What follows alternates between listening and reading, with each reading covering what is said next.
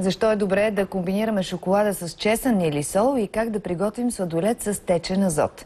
Това са деликатеси, част от така наречената молекулярна кулинария. От тях смело опитаха Яна Николова и операторът Станислав Илиев. Молекулен десерт на деня – сладолед с течен азот. Как обаче стана така, че лабораторията влезе в кухнята? Една от първите сериозни намеси на химията в кулинарията е маята за хляб, а на физиката – тенджерата под налягане. Химията в кухнята е нещо, което присъства от хиляди години, просто напоследък започваме да го откриваме. Или по-точно от 50-на години насам. Тайните на модерното течение за нас разкриват Боби, дипломиран икономист, и Бояна, магистър химик. Да видим тогава. Разбира се, започваме.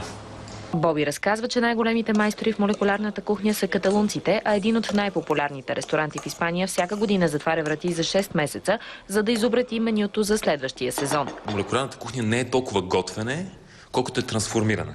Така, например, Боби и Бояна трансформират пчелния мед в перли. Медът е разреден с малко вода и в него е добавен алгинат.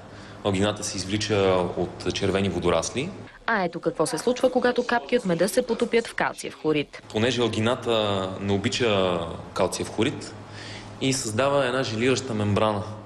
И по този начин се получават пелички, които в средата са течни, а отвън са твърди. Този начин на приготвяне на храната се нарича сферификация. Целта е да се изненадат сетивата, да се промени текстурата на храната, да се промени усещането, когато хапвате нещо. По-полезна ли е според теб молекулярна? Не, същата. Същата е каквато и другата кухня. Характерни за молекулната кухня са също и шоковите комбинации. Смесването на храни, които никога не бихме се сетили да комбинираме. Да кажем шоколад с чесън. Двата продукта съдържат общи ароматни молекули. А именно на обонянието си дължим огромна част от вкуса, който усещаме. Същото се случва с ананаса и с доматите, същото се случва и с много други продукти, да кажем босилек с шоколад или шоколад с сол. Така стигнахме и до молекулния десерт на деня – сладоледът с течен азот. А защо изглежда все едно ври? Защото ври. В момента течния азот ври, понеже му е топло.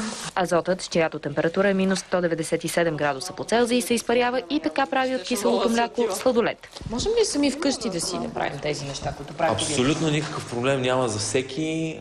Единственото, което ви трябва е, както забелязахте, един блендер, една тел, нож. И магистратура по химия? Не, магистратура по химия не ви е нужна.